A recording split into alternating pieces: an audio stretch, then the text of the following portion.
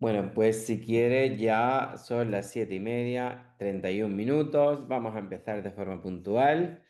Bienvenidos todos los que os hayáis podido conectar. También les doy la bienvenida a los que os conectaréis luego. Esto se va a quedar grabado y va a estar disponible en nuestro canal de YouTube.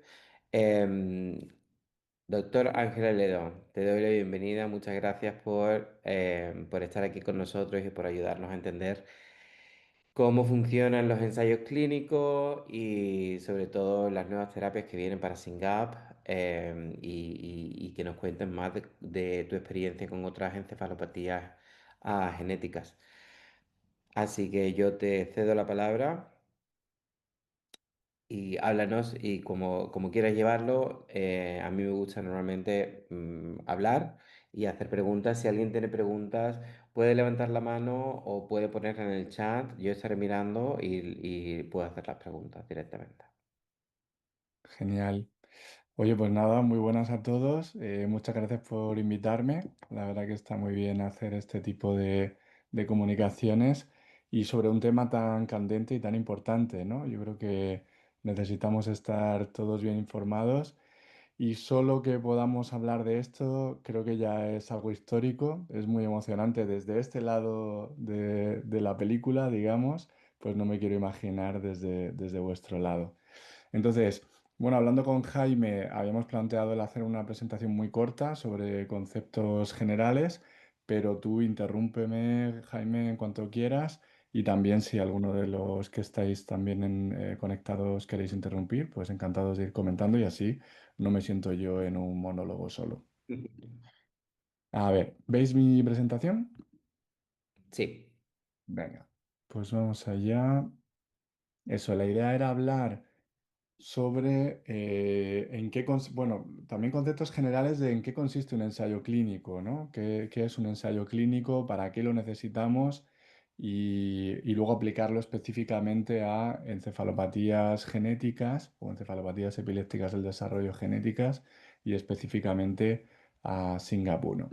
Entonces, al final, el problema que nos vemos abocados en la práctica clínica, cuando estamos en la consulta, cuando hablamos con las familias, es que al final no es suficiente con los tratamientos sintomáticos que tenemos hasta ahora, ¿no? Los tratamientos van dirigidos, pues, mayormente a controlar las crisis epilépticas y a veces no son del todo eficaces, pero no tenemos nada que nos ayude habitualmente en grandes problemas como tener más conexión, tener mejor comunicación, tener más funcionalidad. Y para esto vienen un poco los nuevos ensayos clínicos, ¿no? Las preguntas clave que yo me plantearía serían, ¿en qué puede cambiar de verdad la vida de un paciente o de una familia con un ensayo? ¿Cómo sería en lo práctico, ¿no? En el día a día el ensayo? Y qué sabemos hoy y qué nos falta por saber, ¿no? Yo creo que estos serían como los tres puntos fundamentales. Entonces, ¿qué es un ensayo clínico? Un ensayo clínico es un tipo de investigación en el cual intentamos demostrar que un nuevo tratamiento es eficaz. Y uno podría decir, ¿y por qué necesitamos ensayos clínicos, no? Por qué es tan necesario hacer ensayos clínicos? Pues porque muchas veces tenemos la impresión de que hay cosas que funcionan y realmente no funcionan, y al revés, a veces tenemos la impresión de que algo no funciona y en realidad sí funciona, porque tenemos una cierta subjetividad, ¿no? Al final cuando evaluamos cosas, y esto nos pasa mucho en el día a día, ¿no? Cuando hablamos entre nosotros, pues a mí me va bien no sé qué cosa o me va bien no sé qué otra. Si no lo cuantificas y no lo comparas con otras personas que no lo estén tomando, es muy difícil saber si algo está funcionando. Y una primera cosa fundamental, y esto seguro que lo habéis vivido todos, es que hay fluctuaciones. Es decir, las propias enfermedades pasan por épocas mejores o peores y seguro que todos vosotros, pues vuestros hijos, en algunos momentos duermen peor o tienen peor la conducta o tienen más crisis y no se achaca a ningún tratamiento, es por otras cosas. Y también hay efecto placebo, ¿no? Y siempre decimos, oye, pero si mi hijo tiene un retraso del desarrollo, tiene problemas de comunicación, yo creo que no puede tener efecto placebo. Bueno, pues sí que hay un efecto placebo en la interpretación que hacen los padres y al final, como vais a ver en estos ensayos clínicos o en todos los ensayos clínicos, lo que llamamos outcome, es decir, el resultado que medimos muchas veces es la escala que rellena el padre o la madre.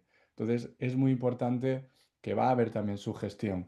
Pero es que incluso hay sugestión en el propio investigador. Yo a lo mejor que llevo dedicándome a SYNGAP y otras encefalopatías genéticas desde hace un porrón de años, estoy mega emocionado porque están viniendo tratamientos nuevos y estoy deseando ver un resultado positivo y a lo mejor lo fuerzo sin querer, de manera subjetiva, ¿eh? De manera inconsciente, ¿no? Entonces es muy importante saber si realmente ayuda, a quién ayuda, porque a veces en los ensayos clínicos nos damos cuenta que pues resulta que solo funciona en los adolescentes y no en los niños más pequeños, o solo funciona en los niños muy pequeños y no en los mayores, ¿no? ¿Cuánto ayuda poder cuantificarlo? Y también con qué riesgos. Los ensayos clínicos muchas veces nos ayudan a entender si algo va a tener riesgo o no va a tener riesgo. Y por eso están muy, lo que llamamos monitorizados, muy, muy vigilados, ¿no? Entonces, Claro, de ahí también que se dividan en diferentes fases, ¿no? O sea, la fase uno y 2 es la que entendemos que son la que van a monitorizar el riesgo, ¿no? justo, sí, eso lo vamos a comentar después. Como dice Jaime, como dices tú, al final hay unas fases diferentes del desarrollo de un fármaco y es muy importante entender en qué fase estamos, ¿no? Y qué se mide o qué se está buscando en cada fase. Entonces, normalmente para un ensayo clínico en concreto, tenemos una hipótesis, oye, tenemos este fármaco que hemos visto en ratones que es espectacular, o hemos visto ya en pacientes previos, en estudios previos que funciona, ¿no? Hacemos un protocolo, ¿no? Y decidimos, pues, este es el tipo de paciente que puede entrar, pues este tipo de mutaciones, o este tipo de crisis, o este tipo o esta edad. Luego vemos qué vamos a medir, es decir, vamos a medir crisis, vamos a medir escalas de cómo duerme, de cómo está la conducta, que sabemos que el comportamiento es fundamental, qué seguridad vamos a medir. Y luego al final se toma una decisión de si funciona o no funciona para sacar al mercado. Esos serían como los cuatro Claro. grandes fases dentro de un propio ensayo, ¿eh?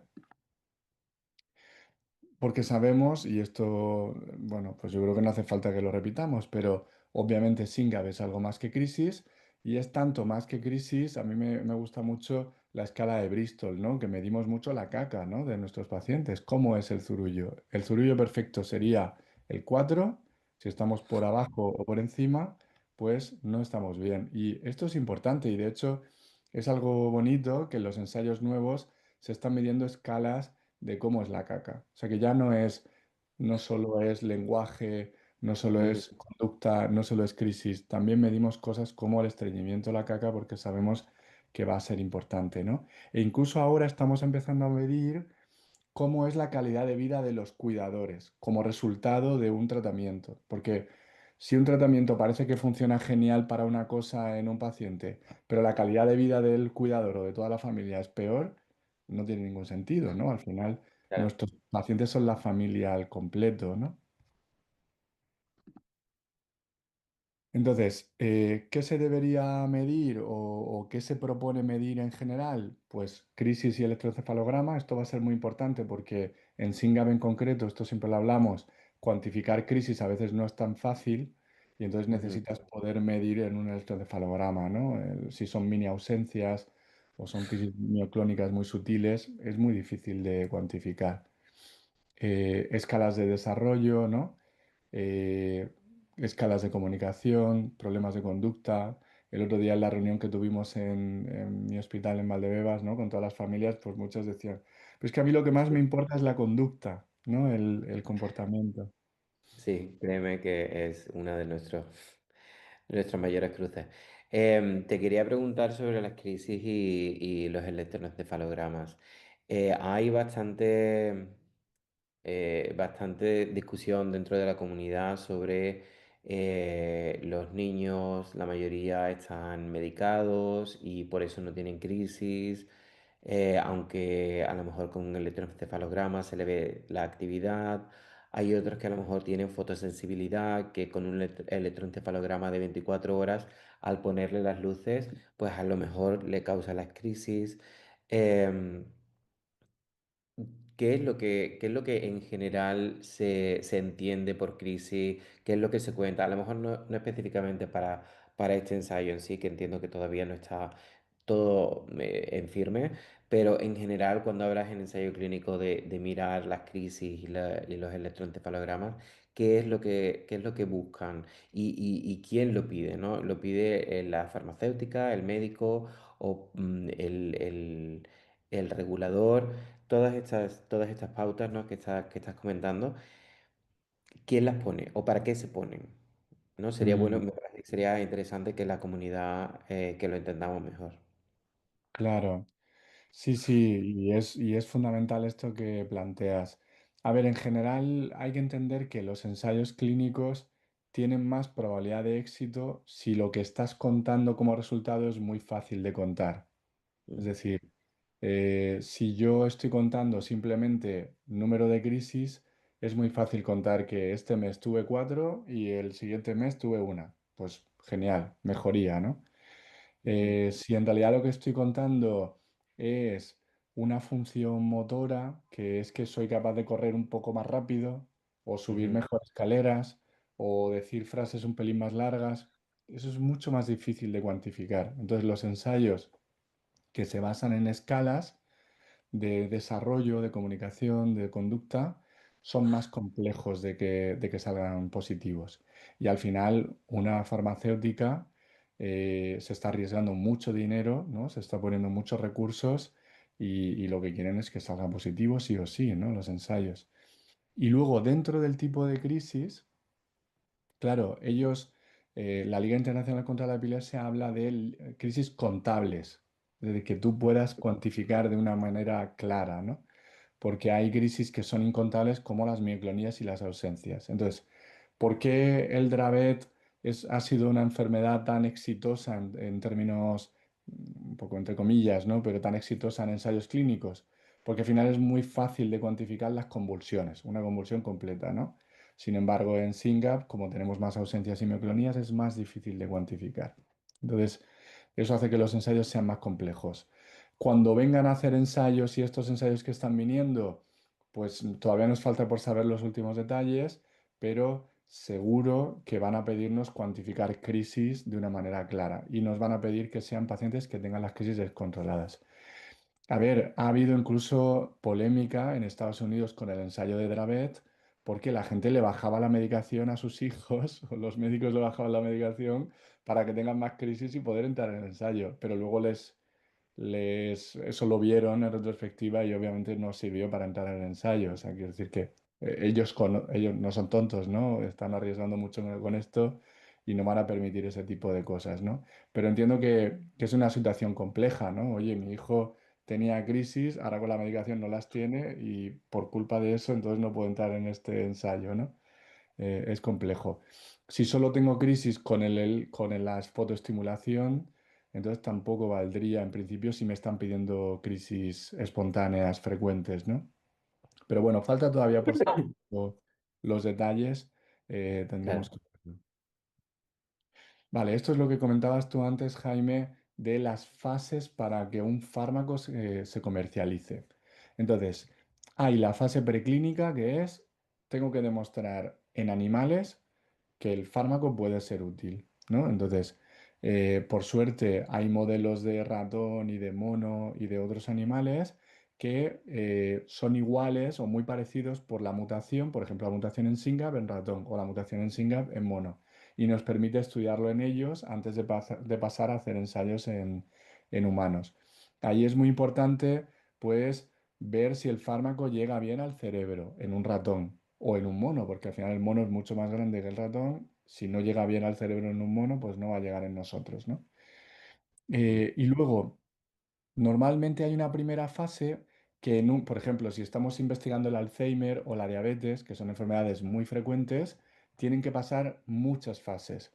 Si es una enfermedad rara, se le da ciertos privilegios porque al final entendemos que hay mucha necesidad. SYNGAP al final es una enfermedad donde no tenemos tratamientos aprobados específicamente, pues hay mucha necesidad. Entonces se permite acortar las fases. Entonces, muchas veces, en vez de tener que hacer una fase uno y luego una fase 2 se juntan y se hace una fase uno o 2 directamente.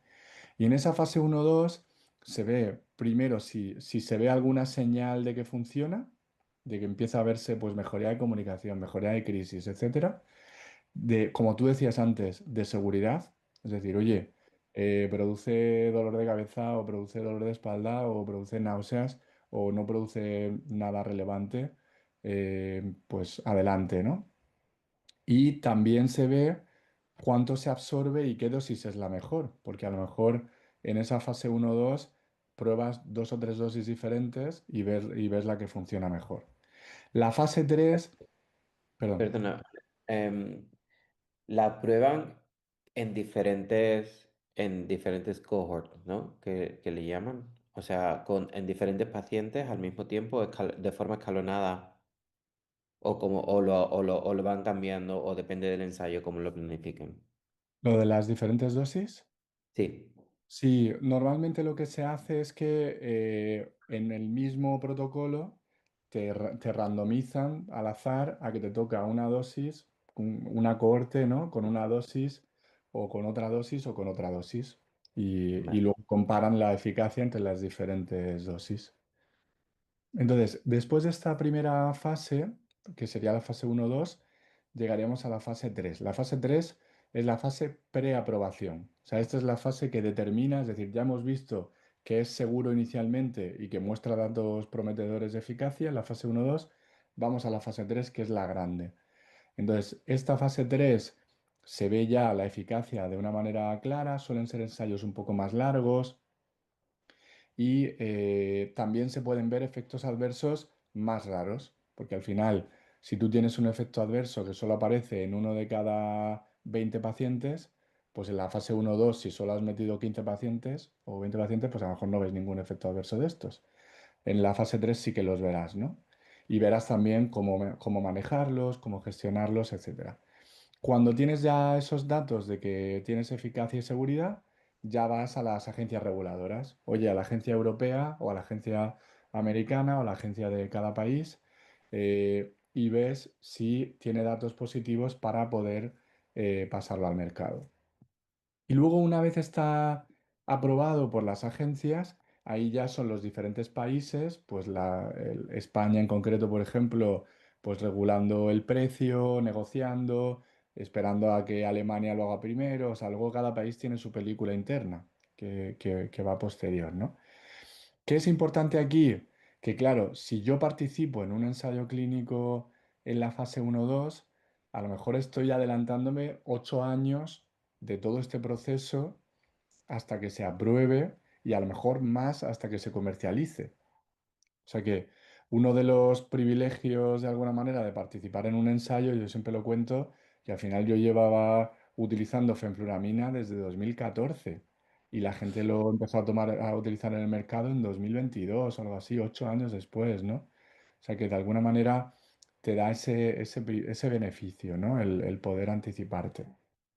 8 años es una cifra que no tiene por qué ser, ¿cierto? O sea, No.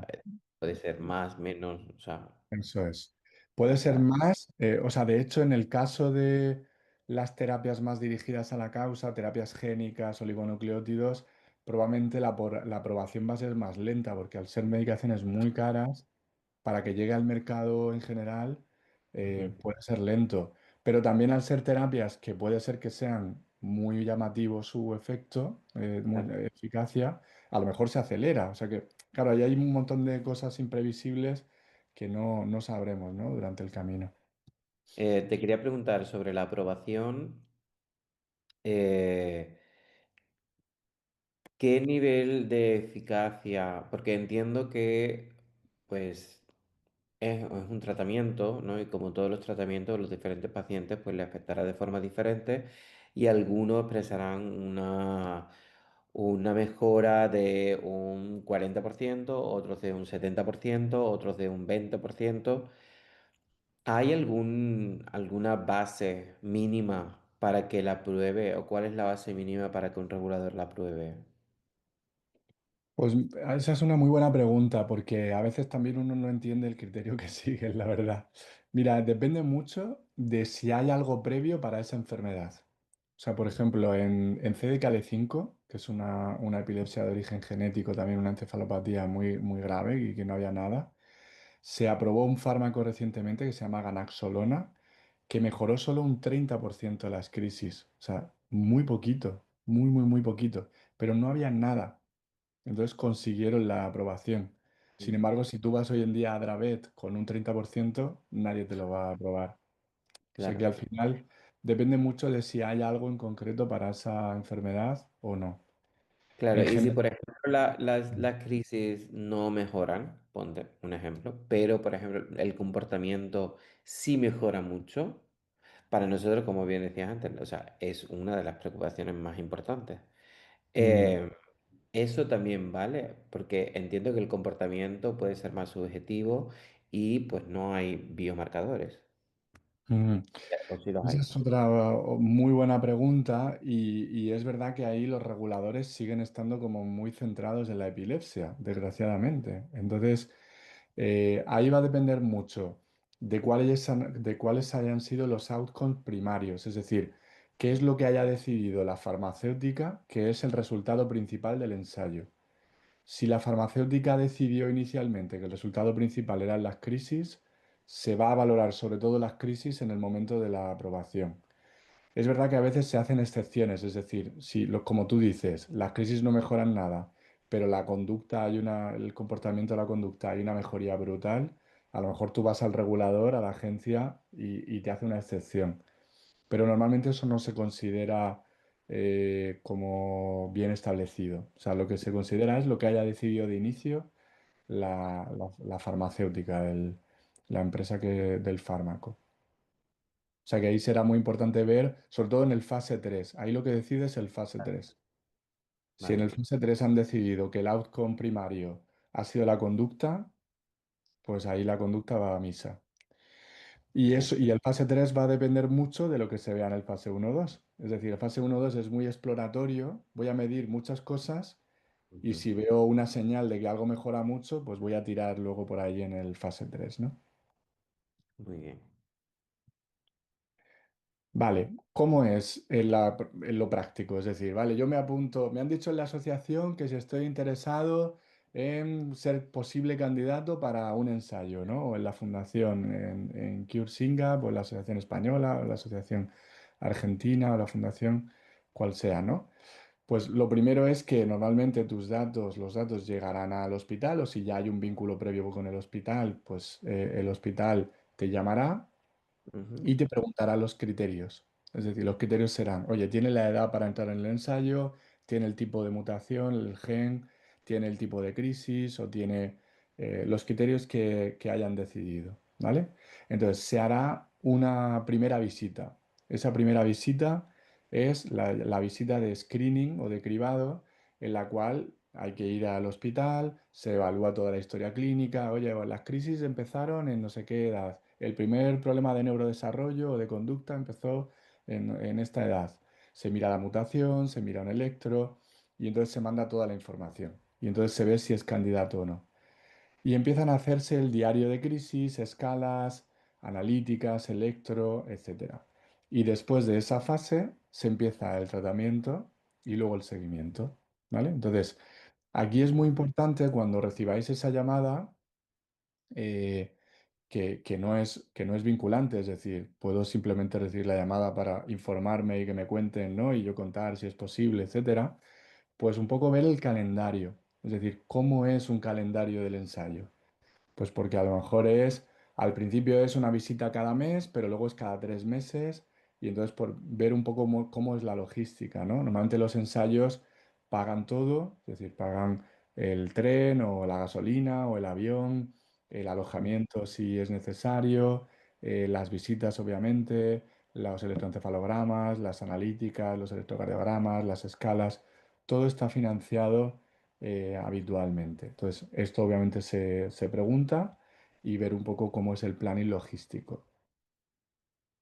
Preguntan en el chat que quienes entran en la fase uno o 2 continúan después en la fase 3 o terminan.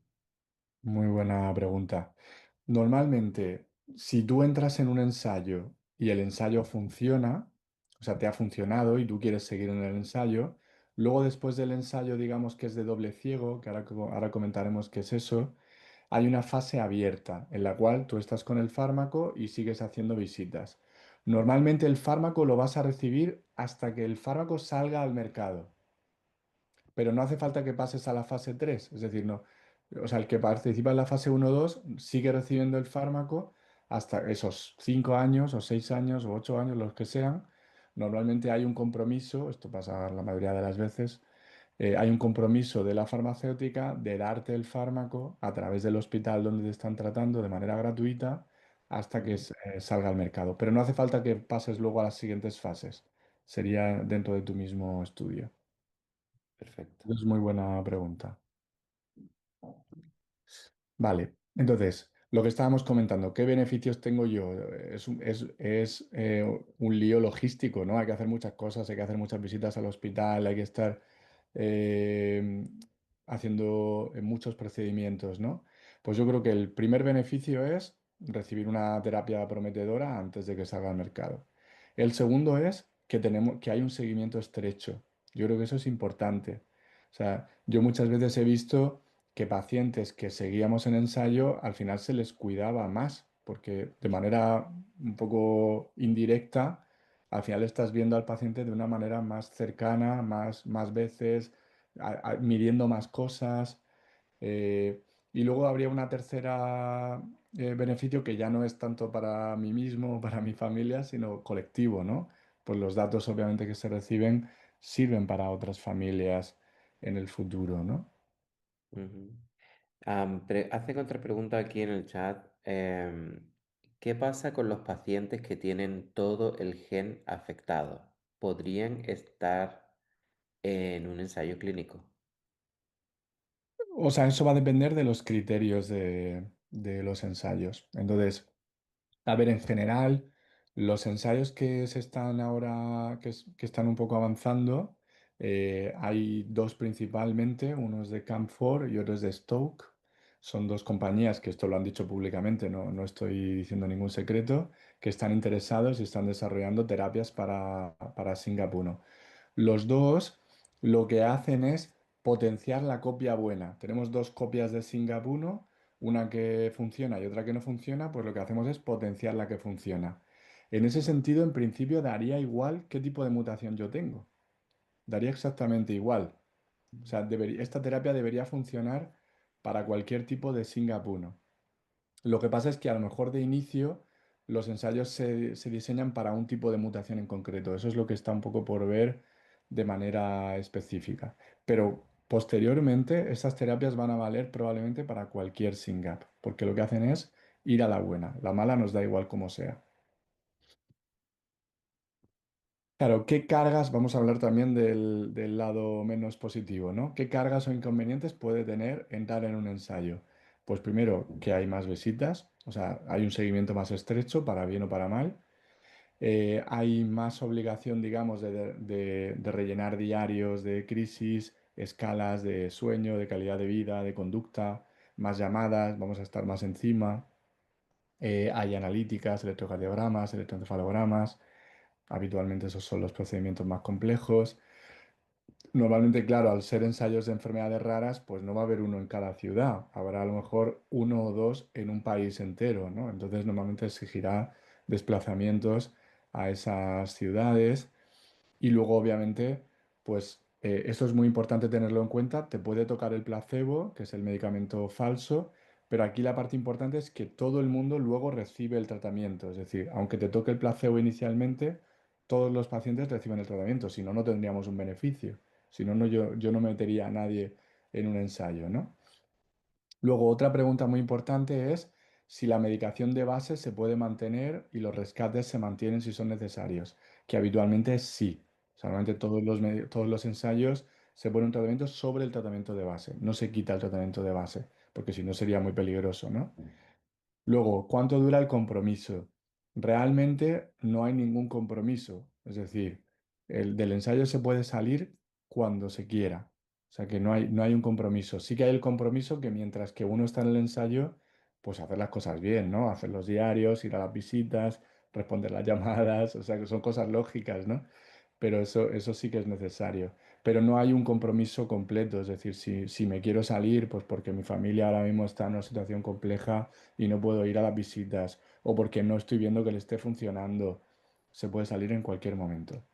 Normalmente los gastos están cubiertos, aunque eso hay que preguntarlo para todos los ensayos y hay que tenerlo en cuenta, ¿no? Y creo ¿Cómo creo que es bastante importante a la hora de nosotros como familias el plantearnos el si podemos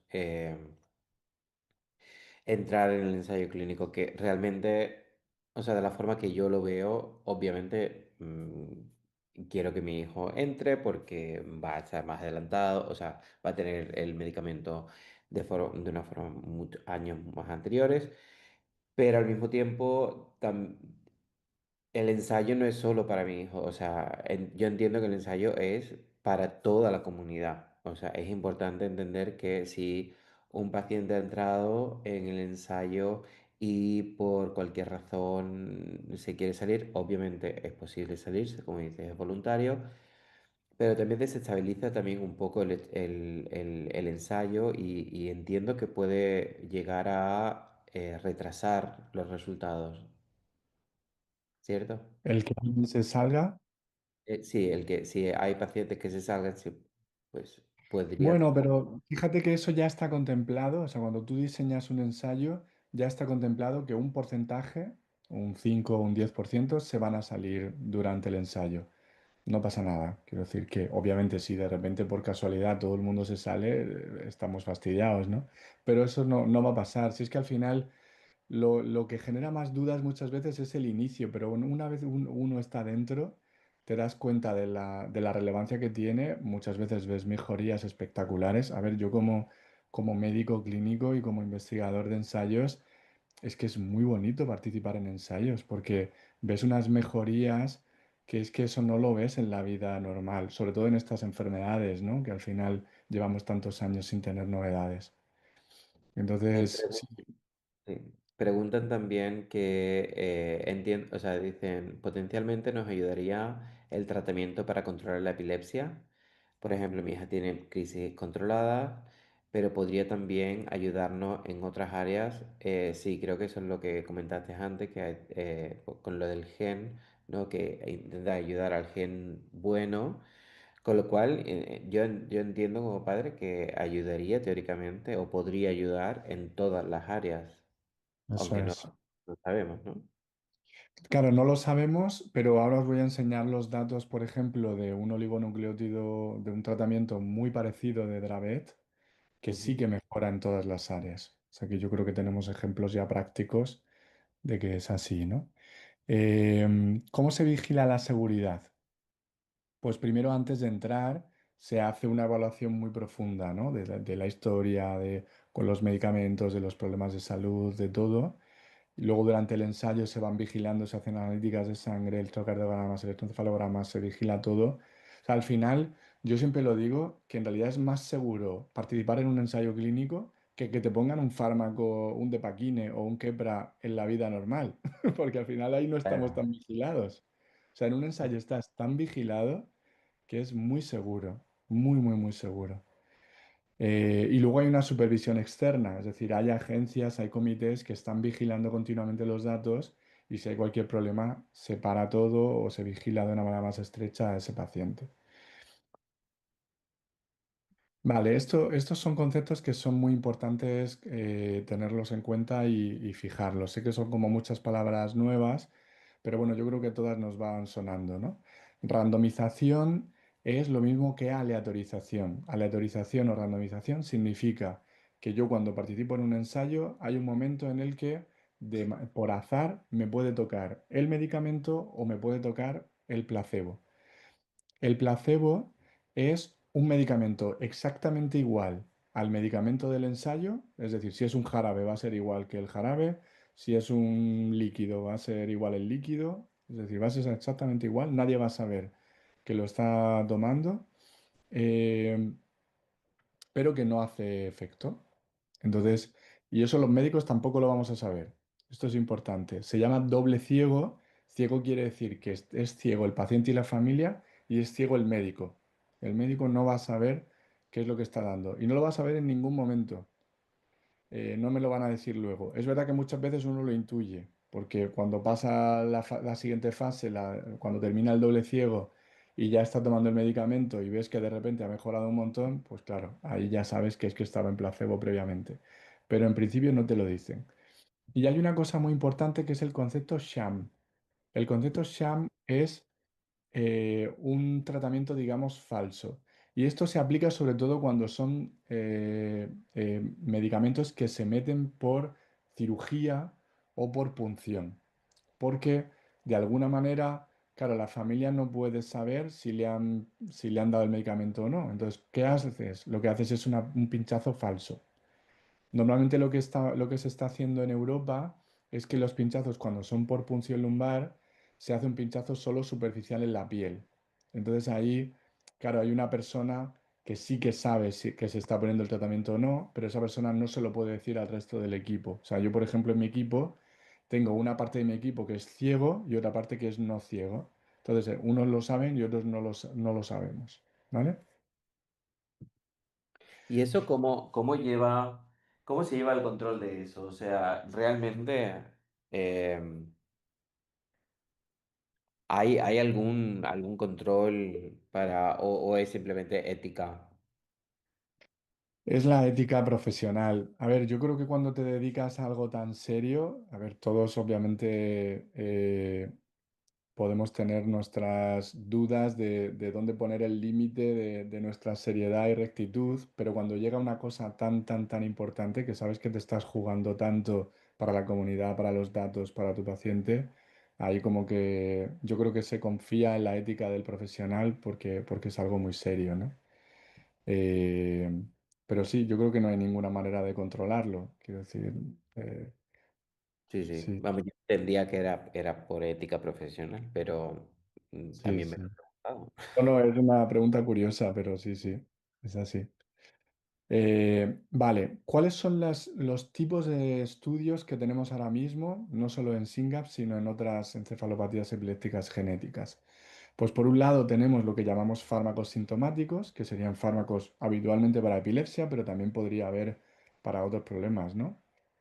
Eh, que normalmente son fármacos orales, suelen ser jarabes o pastillas, y que muchas veces se utilizan en lo que se llaman basket trials, que son ensayos más generales en los cuales pues, puede entrar cualquier gen.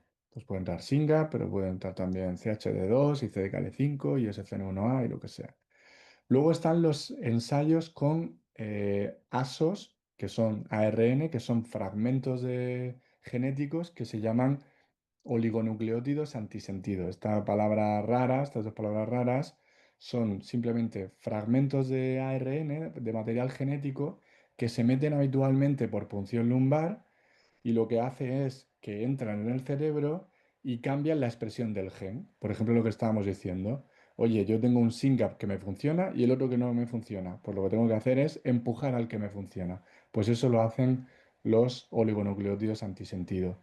Estos ensayos no pueden ser basket, tienen que ser solo para un gen en concreto, porque van dirigidos a ese material genético y habitualmente se pinchan cada cierto tiempo. Es decir, no es como un jarabe que es todos los días, sino que esto a lo mejor se pincha una vez cada 3 meses, o una vez cada 4 meses, o una vez cada 6 meses, se están investigando también, ¿no? Em, Como contrapartida, hay otro que llamamos las terapias génicas. La terapia génica es, yo habitualmente meto un gen arreglado, digamos, lo meto dentro de un virus y meto ese virus por cirugía dentro del cerebro, ¿vale? Ese virus se expande dentro del cerebro y me mete el gen bueno y hace que se exprese. Cosas buenas de este tipo de terapias, pues que es solo es one shot, un tiro, ya está, solo una vez y en principio me curo, ¿vale? Cosas malas, que claro, un tiro es para bien y para mal. Es decir, si me equivoco y no funciona, pues ya no tengo más posibilidades, ¿vale? Si tengo efectos adversos, habitualmente obviamente está muy estudiado previamente, pero si tengo efectos adversos, no tengo manera. Claro, en el oligonucleótido, si tengo efectos adversos, en la siguiente puedo bajar de dosis, o puedo posponer la siguiente dosis, o puedo salirme y ya está, ¿no? Pero en la terapia génica no, es solo y ya está. Ya, Y te luego iba a también, preguntar, sí, perdón, sigue, sigue. no, una cosa solo última de la terapia génica es que al final es como si fuera un trasplante, es decir, estoy metiéndole un trasplante genético, ¿no? Una cosa nueva que no es del cuerpo previamente. Lo malo que tiene eso es que puede producir como un rechazo del trasplante y hay que dar corticoides, inmunosupresores durante un tiempo. Perdón, dime, Jaime. A ver, es que yo, por ejemplo, he estado hablando con diferentes neurólogos y el término de terapia génica, muchos el ASO lo incluyen como terapia génica, otros no lo incluyen. Eh, ¿Me puedes hacer la distinción, por favor? Muy buena, muy buena. Ya no A me ver, queda claro. esto es un debate, entonces, a ver, si somos rigurosos, terapia génica es solo la de meter el gen. O sea, esa es la única terapia génica. Y lo otro serían terapias avanzadas o terapias dirigidas a la causa o terapias que utilizan material genético. Eso es lo que dice la Agencia del Medicamento, ¿eh? En la Eso sería práctica, claro, los ASOS y tal serían terapias avanzadas o vale. terapias dirigidas a la causa o modificadoras de enfermedad o tal. Pero es verdad que en la práctica muchos, y yo incluido, muchas veces hablamos de los ASOS como también terapia génica, porque va dirigida al material genético. Entonces, al final lo que te digo es que son las dos posibilidades. Pero es Vale. verdad que la Agencia del Medicamento, y a mí me han corregido alguna vez por eso, dice que terapia génica es solo la de metes el gen. Y Eh, ahora, sí, nos comentabas que los AAVs, ¿no? Los AAV, utilizan un virus, ¿no? Para, o sea, como vessel, ¿no? Como el vehículo para que llegue el gen modificado. En los ASOS, ¿qué vehículo se utiliza? Va el material genético directo. O sea, ahí es... No, no es nada, o sea, directamente con la No metes inyección. directamente por punción lumbar el material genético y ya está. O sea, no necesitas como un satélite, ¿no? Vale, Que te lleve el fragmento. En la terapia génica, sí, porque al final es algo que tú integras dentro de las células, dentro de las neuronas, de manera permanente. Entonces necesitas que el virus lo meta. En cambio, vale. en el otro, como es más una modificación transitoria, no Y se entiendo necesita. que es un tiro porque el cerebro, una vez que ya ha entrado ahí ese vehículo, el virus, pues ya aprende y ya no lo vuelve a dejar entrar. Pero se podría intentar otro virus. Eso o sea, dentro de la comunidad me han preguntado y la verdad no sabía qué responderles. Yo tenía por aquí. mm, A ver, eso es muy importante, es una pregunta muy importante y cualquiera de las familias que estén escuchando deben preguntar esto antes de entrar en cualquier ensayo de estos de terapias avanzadas, ya sea un ASO, un adeno asociado, un virus o una terapia génica. A ver, los ASOS en general no hay problema con utilizar luego otra terapia. ¿Por qué? Porque al final se eliminan, entonces no habría gran problema. Pero las terapias génicas, como tú has dicho, muchas veces van con virus que el cuerpo genera inmunidad, genera defensas contra ese virus. Y muchas veces ya no se pueden tratar posteriormente. Esto es muy importante. Entonces, eh, ha pasado con un ensayo recientemente, creo que era en Dravet, en el cual han utilizado en la fase 1-2, han utilizado una dosis muy baja dentro del virus. Esos pacientes no han tenido mejoría y ya no pueden recibir más ese tratamiento. Entonces, esto es importante tenerlo en cuenta, ¿vale? Entonces, creo que para los ASOs, para los oligonucleótidos, que es lo que está viniendo ahora mismo en SYNGAP, creo que no hay tanto problema. Aún así, yo lo preguntaría siempre, por si acaso. Pero para las terapias génicas sí que es importante. Porque Y luego también es otro tipo de importante. virus no se podría utilizar en Claro, ahí hay dos puntos. Primero, que tú te puedes pasar de dosis. Es decir, Mm, a ver, por ejemplo, en SYNGAP sí que es importante que el pasarte de dosis de SYNGAP parece que no es peligroso. Pero, por ejemplo, en SCN1A en otros genes, y a lo mejor en SYNGAP también, y todavía no tenemos suficiente información, si tú tienes un exceso de función de SYNGAP, lo que mm, nos preocupa es la falta de función, pero a lo mejor el exceso también es malo. Entonces, ahí el problema es, vale, consigo otro virus, le meto más dosis de SYNGAP, pero es que a lo mejor eso me hace más daño que beneficio, ¿no? Eso está un poco por ver. mm, Y con otros genes sí que sabemos que mayor dosis es peor que menor dosis. O sea que mm. muchas veces es mejor quedarse corto. Por eso a mí me gustan mucho los oligonucleótidos, porque al final tienen esa posibilidad de parar, de subir dosis, de quitarte y ya está, ¿no? Aunque el futuro quizás serán las terapias génicas porque será el inicio, lo tratas y ya está, ¿no? ¿Qué más preguntas? Mira, yo os quería contar un caso, ¿vale? Ujú. Este es el caso de una bebé que hemos tenido en nuestro hospital en Valdebebas recientemente, por poneros un ejemplo de un oligonucleótido, ¿vale? Es una bebé que en principio embarazo normal y nace y a los 10 minutos empieza con convulsiones, empieza con crisis epilépticas y empieza a tener 50, 60, 70 crisis epilépticas, no sujeta el cuello, no consigue dirigir la mirada, o sea, está como a muy pocas semanas de vida y está ingresada en la UCI. Le hacemos estudio genético y tiene una mutación en SCN2A, otro de los genes que están relacionados con encefalopatías.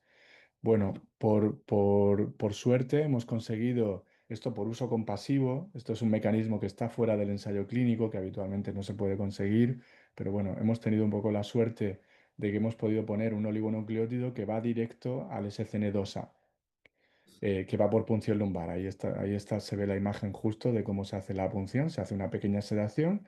A las 2 o 3 horas la niña está despierta y se va a casa y ya está. O sea, es una cosa que aunque parece como muy compleja, en realidad es bastante sencilla. Bueno, pues la niña se ha quedado sin crisis desde 5 días después de la primera dosis y ahora ya está sujetando el cuello, dirige la mirada, tiene 3 meses y está recuperando su neurodesarrollo normal. Ah, Y el encefalograma se ha normalizado al 90%. O sea, que queda todavía un poco de actividad epiléptica, pero ha sido increíble, ¿no? Entonces, bueno, o sea, yo creo que es algo, pues es lo que os comentaba, para mí como médico es muy emocionante, o sea, estamos en un momento muy bonito. ahora, ahora yo te pregunto, ¿no? Como padre, ya no sino como padre, ¿y por qué a mi hijo no le pueden poner esto con la de Claro, Singa? claro, en este caso es esta enfermedad en concreto, o sea, es un oligonucleótido solo para esta enfermedad. Claro, cada oligonucleótido es solo para una enfermedad. En este caso, claro, ya es después del ensayo y está un poco en ese terreno de nadie antes de la comercialización y hemos pedido como una situación muy excepcional y nos lo han dejado poner por uso compasivo. Esto es algo muy excepcional, ¿eh? Simplemente un poco por poneros un ejemplo de que es que realmente estos fármacos pues están siendo muy, muy Claro. bonitos. O sea que Hablamos, en realidad si nosotros vamos un par de años para adelante, y ha habido un buen resultado con los ASOS para SYNGAP en la fase 1 y 2 y la fase 3 y se ha aprobado, pero se está todavía en periodo de comercialización, de ver cómo se comercializa, o a lo mejor ha entrado en algún país y no en otro. Se podría solicitar esto en casos puntuales. em, claro, ahí en casos depende puntuales, mucho. y además, ¿quién lo solicitaría? ¿Lo solicitaría los médicos eh, Bueno, regulares de habitualmente el ese médico, paciente? O... claro, habitualmente es el médico. Y a ver, ahí tiene que ver mucho con la empresa. O sea, la empresa al final, si quiere generar más awareness, ¿no? Si quiere como apoyar a la comunidad, si hay casos muy puntuales y no tiene miedo a que sea una avalancha y ellos no puedan contestar. O sea, es que hay muchos factores que influyen en que la empresa decida crear mecanismos de uso compasivo o no. Entonces, ahí. Pues, por ejemplo, otro ejemplo, que esto está totalmente fuera, pero en Alzheimer, que ahora hay unas terapias nuevas para Alzheimer, los medicamentos están aprobados por la agencia, pero no están disponibles en los países, en los hospitales todavía. Entonces, sí que se puede generar como una vía de uso compasivo específica si se pide a través de algunos hospitales, etcétera. Normalmente tienen que ser hospitales que tengan experiencia previa con oligonucleótidos, o sea, determinadas cosas. Bueno, o sea, os ponía un poco el ejemplo de Camp 4, de Camp 4, está también el de Stoke, parece que va un poco más adelantado el de Camp 4, esto tenemos que ver porque las cosas luego cambian mucho. Y lo que estábamos comentando, por suerte, para nosotros, que yo estoy en España, parece que este ensayo va a venir a Europa. Tienen pensado, anunciado, empezar la segunda mitad de 2026. Y parece que España será uno de los países que participará. Sí, Mm. decías. Sí, que ya, o sea, ya estamos a finales de abril, o sea, dentro de Sí, poquito. sí, sí, están con los papeleos. Las cosas de Palacio van despacio, pero sí, sí, tiene buena pinta. Preguntan también en el chat que en qué países están realizando o qué países están realizando terapia génica. Yo creo que son todos, ¿no? O sea, realmente hay muchos Es que en laboratorios. realidad terapia génica, claro, se utiliza para muchas enfermedades y está aprobado ya para muchas enfermedades y se utiliza en muchísimos países, vamos, no te sabría decir, pero muchos, muchos. Por ejemplo, la atrofia muscular espinal, que es Mm, una de las enfermedades neurogenéticas más frecuentes y más graves, ya tiene terapia génica desde hace unos años y se utiliza en muchísimos países. Sí, sí. y o sea, Pues que al quería final esta preguntarte. tecnología, perdón, iba a comentar que estas tecnologías realmente no son ya nuevas, si lo que son nuevas es aplicadas a SYNGAP.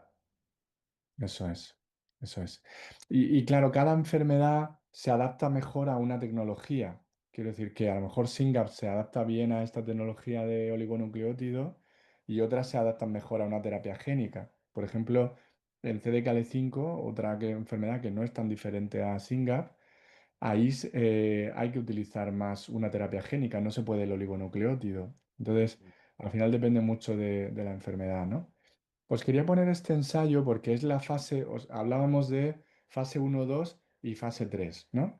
Pues la fase 3 de Stoke en Dravet, que Stoke es esa empresa que también está diseñando para SYNGAP, o sea que es importante yo creo este ejemplo, ellos hicieron una fase uno, 2 que son estos datos. Y luego está la fase 3 que es la que estamos haciendo en España ahora, que es la antes de comercialización. Entonces, metieron 81 niños y adolescentes menores de 18 años, ¿vale? Ujú. Pasaron a la extensión abierta 75. Eso quiere decir que pasaron la fase de doble ciego. El 80% se consideraron respondedores. Se pone el límite de respondedor si hay una reducción de las crisis convulsivas más del 50%, ¿vale? Más de la mitad. Eh, y hay un seguimiento hasta 3 años, hasta 36 meses. No hubo ningún efecto adverso grave, o sea, todos fueron leves o moderados. Lo principal fue lo que llamamos síndrome postpunción, que es un poco de dolor de cabeza y de espalda después del pinchazo. Y lo que a mí me parece más importante es esto, ¿vale? Esta escala en la cual se veía una mejoría muy sustancial en comunicación receptiva, expresiva, es decir, comprender mejor, expresar mejor, habilidades interpersonales de relaciones, habilidades para jugar, habilidades para adaptarte a situaciones emocionales y habilidades de movimiento fino y movimiento grueso, ¿vale? Y hubo como mucha mejoría. Nos falta saber los datos todavía del fase 3, pero es verdad que el fase 2, 1-2, ha sido muy, muy bueno, ¿vale?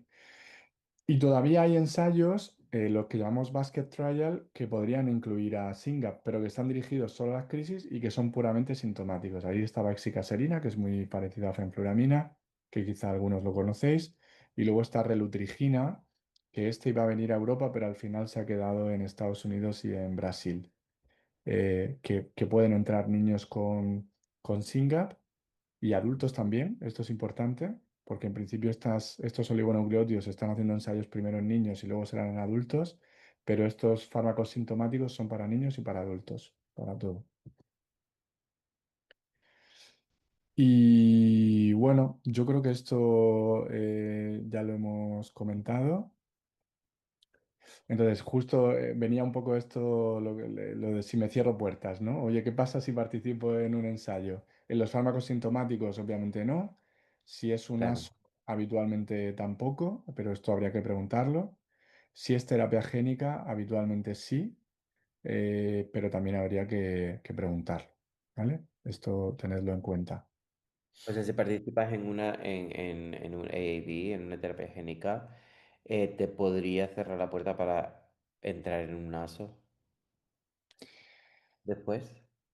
Pues esto no lo sé, porque creo que no, todavía no tenemos esa situación, pero sí que sé Normalmente que se hacen los ASOS y luego la terapia génica, ¿no? sí, Ah, es mejor así. también pregunto, hay una pregunta en el chat que dice que entonces para los ASOS el paciente requiere de por vida el medicamento. Sí, entendemos que sí, porque es un tratamiento, no es una cura, con lo cual siempre va a haber que estar tratándolo. Se entiende, eso es lo que yo tengo entendido, corrígeme si es incorrecto, que en un futuro se están intentando pues alargar la vida del ASO dentro del cuerpo, con lo cual tardará, a lo mejor llegará un momento donde te tienes que poner le tienes que poner una inyección solo una vez al año o cuando sea, pero también estamos esperando una cura. Hay otros Claro, laboratorios que están trabajando en curas, que eso sería la terapia génica, que una vez que ya pues, se hayan encontrado, pues ya se lo podrías poner, ¿no? Que es lo que entramos dentro de ese punto, que si le estás poniendo un aso a tu hijo, después podrías hacer una terapia génica en el futuro. sí, sí, sí, sí, sí. Sí, ese es un punto muy, muy importante. Los ASOS son muy buenos a corto plazo o a medio plazo, ¿no? Pero a largo, claro, estar toda la vida pinchándote cada 3 meses. Pues es complejo, ¿no? Ahora se están diseñando, Ionis y otras empresas están diseñando ASOS cada 6 meses, que serían dos al año, y obviamente si en el futuro se puede hacer cada más, pues será todavía mejor, ¿no? Y a lo mejor se ven los ASOS como una terapia puente, ¿no? Que llamamos. O sea, la recibo un tiempo y luego recibo la terapia génica.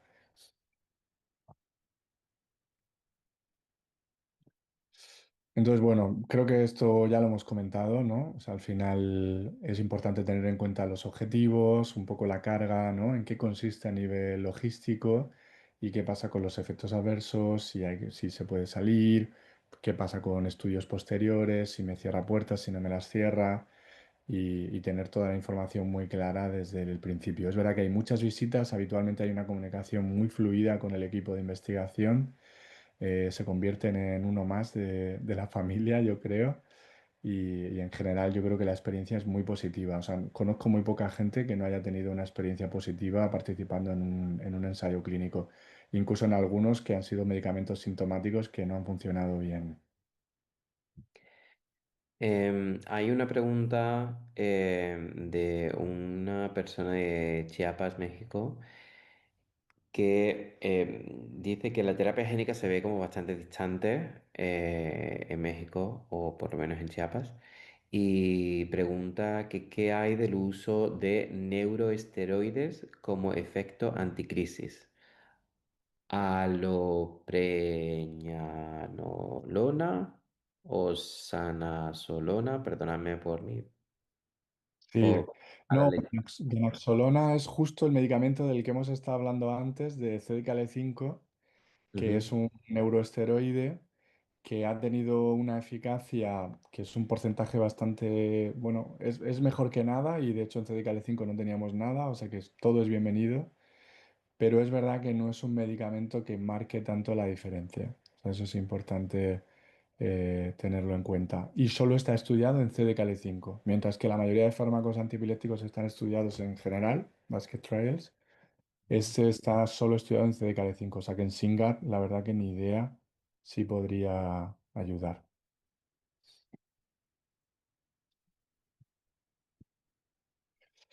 Pues yo ya no tenía más que contaros.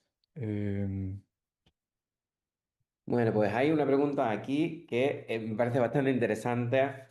vale. Dejo Es, de compartir, ¿no? dice, sí, dice, por lo que entendí, los ensayos empezarán en España. ¿Van a participar personas de todo el mundo o solo España en este caso? Pues realmente no van a empezar en España. Lo más probable es que no empiecen en España. No, realmente creo que los países que van, que parece ser que van más avanzados en el proceso de, de permisos con los reguladores, de hecho hay uno, bueno, de habla hispana. Aquí en España bueno, a lo mejor puedes comentarlo tú, Ángel, mejor, ¿no? Sí, o sea, ahora mismo, o sea, parece que vienen a Europa, tienen la idea de venir a Europa. Están ahora mismo en el proceso de preselección de centros, o sea, ya tienen como los países decididos y están en el proceso de preselección de centros.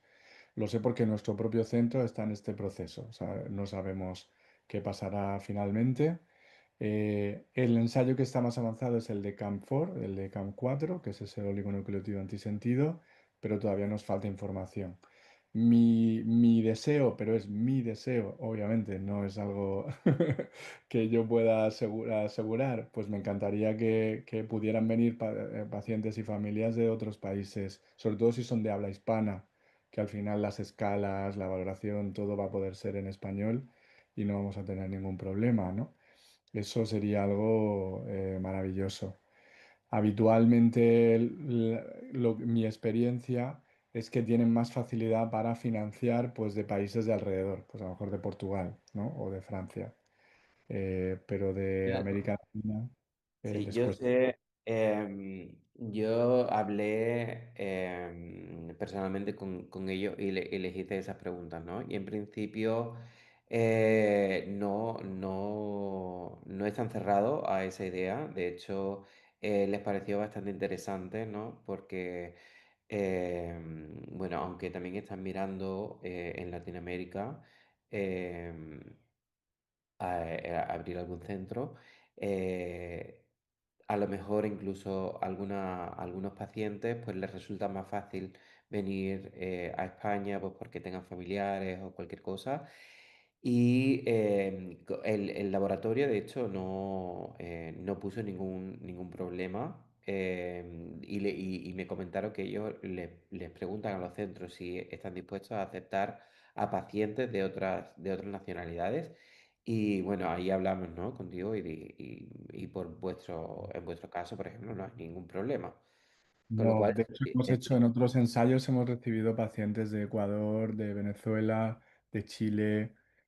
O sea que no tenemos ningún problema. De hecho, nuestro hospital está al lado de Barajas, del aeropuerto de Madrid. O sea que no tenemos mucha facilidad para eso y nosotros encantados. Y de hecho tenemos mucha relación con Vicky y con todo el grupo de SYNGAP Latam. O sea que nosotros, y de hecho en una reunión que hemos tenido con ellos se lo hemos expresado también, o sea, a través de Jaime y nosotros directamente. O sea que bueno. Sí que normalmente ahí sí que por seguridad te obligan a estar en el país físicamente o cerca durante la fase doble ciego, que es la fase a lo mejor más importante y el principio de la otra fase. Luego a lo mejor se puede plantear el ir y venir claro. posteriormente, una vez ya está más estable todo. Pero eso tendríamos que ver cómo se conceptualiza. Así que bueno, en principio nosotros estamos intentando, porque al final como comunidad queremos que entren los pacientes que sean los más indicados, ¿no? Para que el ensayo clínico esté bien y esté bien documentado y vaya para adelante y lo más rápido posible. Con lo cual, si esos pacientes se tienen que mover, o tienen que venir de otros países, perfecto. Así que lo estamos intentando, estamos teniendo en cuenta todo y en principio no había problema. Y ahora sí, a ver, ¿cuándo vamos a saber quiénes son los pacientes indicados para el ensayo? Buena pregunta, Antonia. A ver, sí que de la reunión que tuvimos, ¿no? Ahí ya se comentó la reunión que tuvimos con las familias, o sea que yo creo que eso se puede contar. Sí que sabemos la edad, que tiene que ser entre 2 y 18 años. Te entiendo, Antonia. Nosotros también estamos en ascuas. entre 2 y 18 años tiene que haber una mutación demostrada de SYNGAP, eh, y tiene que haber crisis epilépticas. No sabemos, o sea, la cuantía de las crisis, o sea, esos detalles, yo creo que los podremos hablar próximamente, pero ahora mismo no lo tenemos tan en detalle. Mm. Creo, Antonia, no lo sé a ciencia cierta, pero entiendo que la razón por la que todavía no han dicho exactamente cuáles son los requerimientos para las personas para los niños que vayan a entrar en el ensayo es porque tienen que poner la solicitud a los reguladores, entiendo, y lo tienen que aprobar los reguladores. Y hasta que no lo aprueben los reguladores, pues no van a decir nada, entiendo, ¿no? Que así, o sea, tienen que aprobar todo lo que es el proceso. O sea, yo aquí también es que hay como dos capas. Uno es en la capa del sponsor, o sea, del de CAM 4, que son los que están haciendo todo el proceso, tienen el fármaco, etcétera. Y luego está, se llama la CRO, que es la empresa que hace el ensayo. Entonces, como están ahora mismo como en comunicación ellos, como tú dices, con los reguladores, están todo el proceso inicial, también hay como un poco de confidencialidad. Claro. Hasta el último momento. Pero bueno, yo sí que espero que en los próximos días podamos circularlo cuando nos den el permiso y poder tener también una idea de cuántos candidatos tenemos. También para, yo creo que empujar como comunidad de habla en español, casi, ¿no? Para que podamos abrir más posibilidades, más cupos, ¿no? Más puestos para abrir en España, ¿no? Y que puedan venir también de fuera. Claro. No, sería Mm. genial. Bueno, pues ya nos hemos pasado 7 minutos. Si Ya pasa alguien tiene volando. alguna... Pasa volando, ¿eh? Si alguien tiene alguna otra pregunta, que la haga ahora o que se espera el próximo webinar, que será dentro de un mes, más o menos, o unas cuantas semanas todavía, lo estamos determinando.